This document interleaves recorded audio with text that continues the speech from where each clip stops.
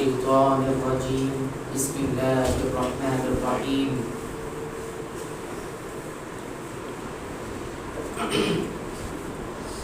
إن ينصركم الله فلا غالب لكم وإن يخذلكم فمن ذا الذي ينصركم من بعده وعلى الله فليتوكل المؤمنون.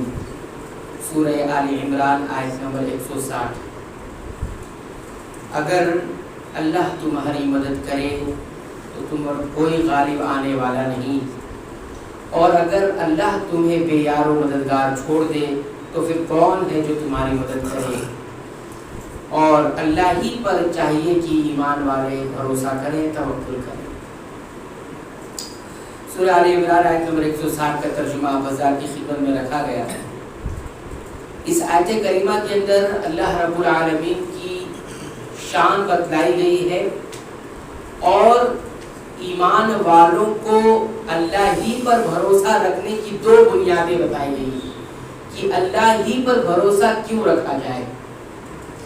تو پہلی شان اللہ رب العالمین کی یہ بتلائی جا رہی ہے کہ ان ینصرکم اللہ فلا غالب لکم، کہ اگر اللہ تمہاری مدد کرے فلا غالب لکم، تو پھر کوئی بھی ایسا نہیں ہے جو تم پر غالب آ جائے، تم پر فتح حاصل کر لے اگر تمہاری مدد اللہ کرنے لگ جائے. معنی اس کا یہ ہے کہ جب تمہاری تقدیر میں اللہ نے مدد لکھی ہے اپنی، تو پھر کوئی بھی غالب نہیں آ سکتا تم پر، تمہیں کوئی ہرا نہیں سکتا، تمہیں کوئی شکست نہیں دے سکتا. تو اللہ ایسا مددگار ہے، اس کی شان کیا بتائی گئی ہے، ایسا مددگار ہے کہ جب وہ مدد پہ آ جائے تو کوئی بھی اس کی مدد کو ہٹا نہیں سکتا. ایک تو یہ شان ہے. دوسری شان وَإِن يَخْذُلْ، اس کے اپوزٹ وَإِن يَخْذُلْكُمْ، اور اگر وہ تمہیں بے یار و مددگار دو. خذلان کہتے ہیں کسی کو بے یار و مددگار چھوڑ دینا، ایسا چھوڑ دینا کہ کوئی اس کی مدد کو نہ آئے. کبھی کبھی انسان کی زندگی میں ایسی سچویشن آ جاتی ہے کہ اس کا کوئی مددگار نہیں ہوتا، کوئی پرسان حال نہیں ہوتا. تو کہہ رہے ہیں کہ اگر اللہ تمہیں ایسا چھوڑ دے کہ تمہارا کوئی پرسان حال نہ ہو تو فمن ذا الذی ینصرکم من بعد، اس کے بعد یعنی اللہ کے بے یار و مددگار چھوڑ دینے کے بعد پھر کوئی آئے گا تمہاری مدد کرنے. تو یہاں پر کوئی غالب نہیں آ سکتا جب اللہ مدد کرے. اور دوسری شان اللہ کی یہ ہے کہ جب وہ تمہیں چھوڑ دے تو کوئی نہیں آئے گا پھر تمہیں کوئی مدد کے لیے نہیں آ سکتا، کوئی مدد نہیں دے سکتا، کوئی تعاون نہیں کر سکتا. یہ دو شان ہے رب العالمین کی. میرے اللہ کی شان یہ ہے. اس کے بعد فرمایا وَعَلَى اللَّهِ، اللہ ہی پر فَلْيَتَوَكَّلِ الْمُتَوَكِّلُونَ فَلْيَتَوَكَّلِ الْمُؤْمِنُونَ، ایمان والوں کو توکل کرنا چاہیے اللہ ہی پر، کیونکہ بنیاد تو ہے. اس کے علاوہ کسی پر بھروسہ کیا جا سکتا ہے؟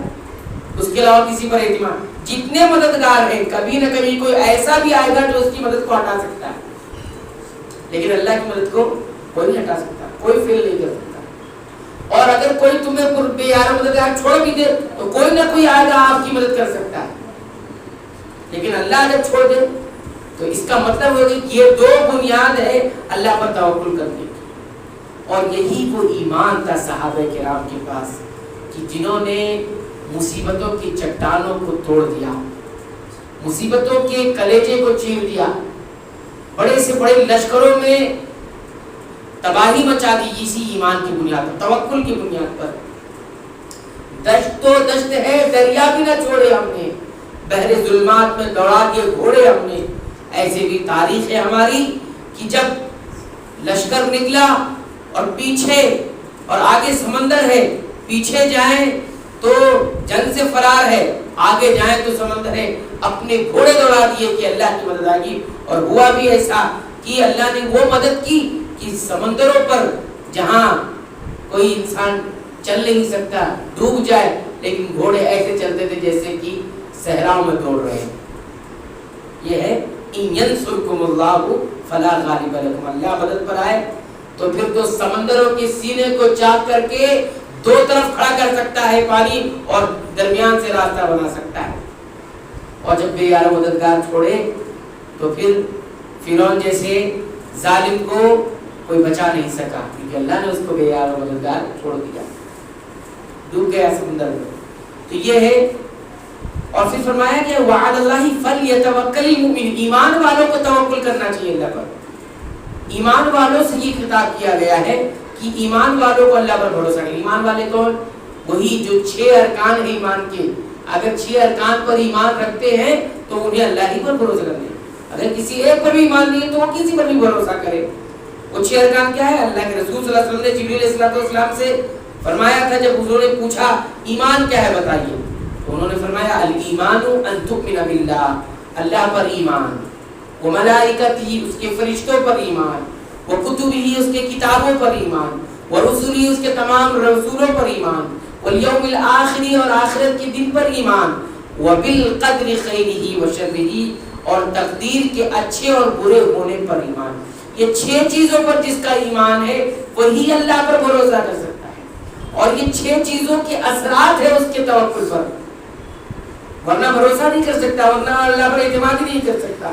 پہلے اللہ کی ذات پر اعتماد بھروسہ، اس کے بعد اس کے فرشتوں پر، اس کی کتابوں پر، اس کے رسولوں پر، آخرت کے دن پر اور اچھی بھلی تقدیر پر. تو اچھی بھلی تقدیر میں جو کچھ ہے وہ ہوگا. تو یہ آیت کریمہ ہے جس کے اندر اللہ کی 2 شان بتائی گئی اور ایمان والوں کو اللہ پر کیوں بھروسہ کرنا چاہیے، کیوں اعتماد و توکل کرنا چاہیے، اس کی بھی بنیاد یہاں پر فراہم کی گئی ہے. اللہ تعالیٰ سے دعا ہے کہ رب العالمین تو ہمیں کما حقہ ایمان کی حفاظت کرنے کی توفیق عنایت فرما اور اللہ ہی پر بھروسہ اور اعتماد اور توکل کرنے کی توفیق عنایت فرما. آمین. وآخر دعوانا الحمدللہ.